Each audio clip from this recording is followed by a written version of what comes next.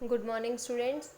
Last time पर अपन ने क्या पढ़ा था, साइकिल के बारे में पढ़ रहे थे अपन। ओजोन के बारे में पढ़ा अपन ने। ओजोन डिप्लीशन क्या होता है, ऑक्सीजन साइकिल क्या होती है, नाइट्रोजन साइकिल क्या होती है, कार्बन के लिए जो कार्बन साइकिल है वो क्या होती है। तो अब अपन कार्बन साइकिल को आगे बढ़ाएंगे।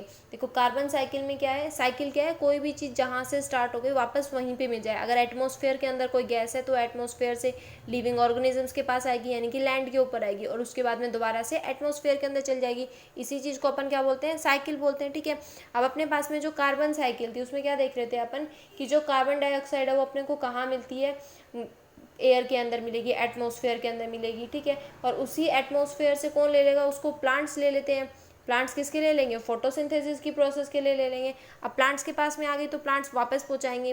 वापस पहुंचाने का काम क्या है, कैसे पहुंचाएंगे, प्लांट्स को अपन जला दें, यानी कि जो लकड़ियां हैं उन लकड़ियों को कंबस्ट करवा दे, जला दे। कंबस्टन से अपने पास में कार्बन डाइऑक्साइड प्रोड्यूस होगी।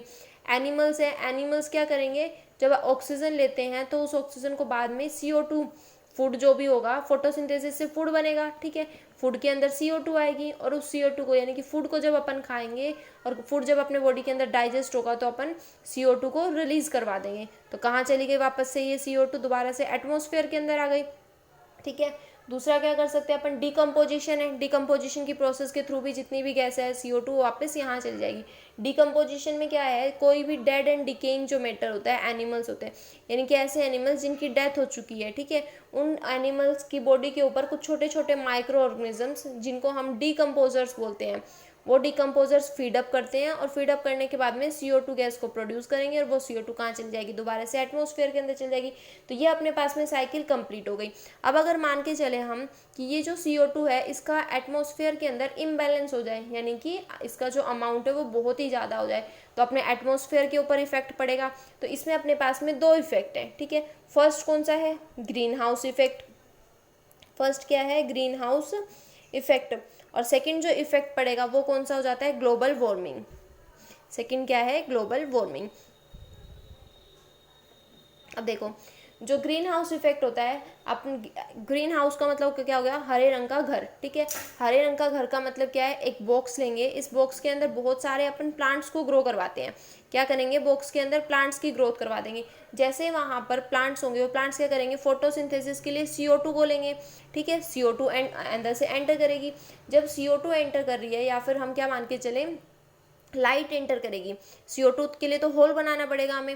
होल ना बना के हम क्या करें, लाइट एंटर करवा रहे हैं। हम क्या कर रहे हैं, लाइट एंटर करवा रहे हैं इस बॉक्स के अंदर, क्योंकि कैसा बॉक्स है, ग्लास का बॉक्स है, कांच का बॉक्स है। तो जब ये हाई टेम्परेचर होगा तो हाई टेम्परेचर के बाद में क्या करेंगे, ये प्लांट्स CO2 को प्रोड्यूस करेंगे।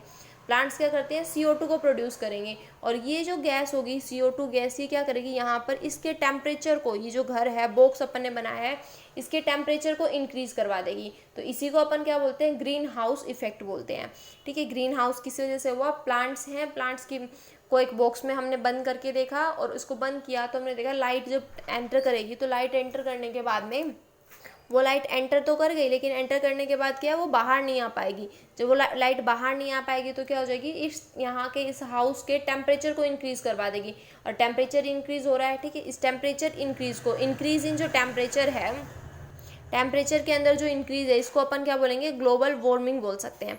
तो ऐसा ही अपनी अर्थ के साथ में भी होता है। अर्थ के साथ क्या है, देखो ये अर्थ का एटमॉस्फेयर है, CO2 प्रेजेंट है, यहाँ पर सनलाइट है, सनलाइट एंटर करेगी। ठीक है। एटमॉस्फेयर के अंदर एंटर कर चुकी है, लेकिन जितनी अपने पास में सनलाइट एंटर करती है उसका कुछ परसेंट ही प्लांट्स यूज़ करते हैं। कितना यूज़ करते हैं, लगभग 1% जो है वो प्लांट्स यूज़ करते हैं। जितना प्लांट्स को यूज़ करना था उन्होंने यूज़ कर लिया। उसके बाद में लाइट क्या है, वापस जाएगी। अब जो लाइट वापस जाती है ना, इसमें से कुछ रेज वापस टकरा के अर्थ के सरफेस के ऊपर ही रह जाएंगी। कहाँ रह जाएंगी, अर्थ के सरफेस के ऊपर ही। अब ये अर्थ के सरफेस के ऊपर क्यों रह गई, क्योंकि कुछ गैसेस जिनको हम ग्रीन हाउस गैसेस बोलेंगे, जैसे कि CO2 हो गया, मीथेन हो गया, नाइट्रोजन ऑक्साइड हो गई। ठीक है। क्लोरोफ्लोरोकार्बन्स हो गए, CFCs हो गए। ठीक है। सल्फर डाइऑक्साइड हो गई। ये गैसेस क्या करती हैं, इनको हीट को पकड़ के रख लेती हैं। ये जो भी अपने पास में लाइट है, उस लाइट को ट्रैप कर लेंगी, वापस नहीं जाने देंगी। जब वापस नहीं जाने देंगी तो जो अर्थ का टेम्परेचर है, अर्थ का टेम्परेचर राइज करेगा। जब अर्थ का टेम्परेचर राइज करेगा, अपनी ग्लोब का टेम्परेचर राइज कर रहा है, इसी को अपन क्या बोलते हैं, ग्लोबल वार्मिंग बोलते हैं। ग्लोबल यानी कि अर्थ, और वार्मिंग का मतलब क्या है, टेम्परेचर में इंक्रीज होना। तो अर्थ के टेम्परेचर में इंक्रीज क्यों होता है, ग्रीन हाउस गैसेज की वजह से होता है। ठीक है, ग्रीन हाउस गैसेज कौन कौन सी है, CO2, CH4, CFCs, chlorofluorocarbons, SO2। ये क्या करती हैं, क्योंकि लाइट को ये एक बार अंदर आ जाए, एंटर कर जाए, तो उसको लीव नहीं करने देती है, निकलने नहीं देंगे, एटमॉस्फेयर से बाहर नहीं जाने देती हैं। तो ये अपने पास में होगा ग्रीन हाउस इफेक्ट और ग्लोबल वार्मिंग। अब देखो, जो ग्लोबल वार्मिंग है, उस ग्लोबल वार्मिंग के कुछ ना कुछ नुकसान भी होंगे, कुछ ना कुछ इफेक्ट होंगे, है ना। तो पहले अपन देखते हैं कि ग्रीन हाउस जो इफेक्ट है उसके रीज़न क्या है, ये गैसेस इतनी ज़्यादा क्यों बढ़ रही हैं। अपन ने पेड़ों की, फॉरेस्ट की कटिंग डाउन कर दी, फॉरेस्ट की कटिंग कर दी। पेड़ क्या करते हैं, CO2 को लेते हैं और ऑक्सीजन को रिलीज करते हैं।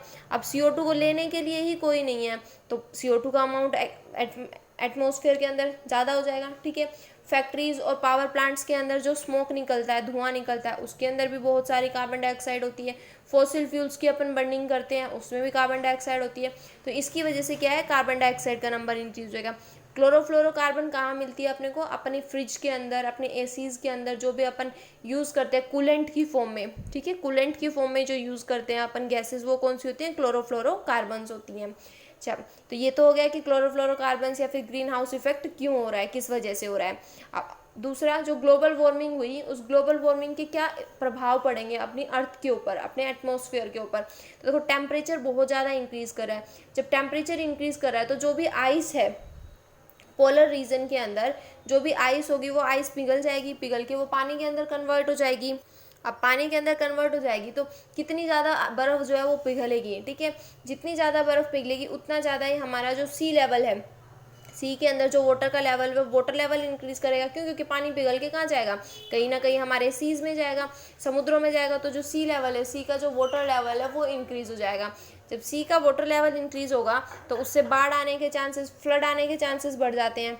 फ्लड क्या होती है, बाढ़, यानी कि बाढ़ आने के चांसेस बढ़ जाते हैं। ठीक, दूसरा क्या है, जो अपना रेनफॉल होता है, रेनफॉल पैटर्न के किस टाइम के ऊपर कितनी बारिश होनी चाहिए, मानसून में कितनी होगी, सर्दियाँ आ रही हैं जा रही हैं, मतलब उस टाइम पर जो भी रेनफॉल पैटर्न होता है ना, वो चेंज हो जाता है। किस वजह से, ग्लोबल वार्मिंग की वजह से। दूसरा, जो रिवर्स होंगे उनके अंदर भी पानी ज़्यादा हो जाएगा, पानी ज़्यादा हो जाएगा, उसकी वजह से क्या होगा, जो स्मॉल आइलैंड्स होते हैं, छोटे मोटे जो आइलैंड होंगे, वो क्या हो जाएंगे, डूब जाएंगे, उसके अंदर सबमर्ज हो जाएंगे। अच्छा, जब एटमॉस्फेरिक टेम्परेचर इंक्रीज होगा तो कुछ स्पीसीज ऐसे भी होंगे ऑर्गेनिजम्स की जो उतने ज़्यादा टेम्परेचर पे सर्वाइव नहीं कर पाएंगी, तो वो ऑर्गेनिजम्स की भी डेथ होने स्टार्ट हो जाएगी। यानी कि टेम्परेचर के अंदर इंक्रीज होने से अपने अर्थ के ऊपर बहुत ही अलग सा इफेक्ट पड़ता है, बहुत ही गलत इफेक्ट पड़ता है।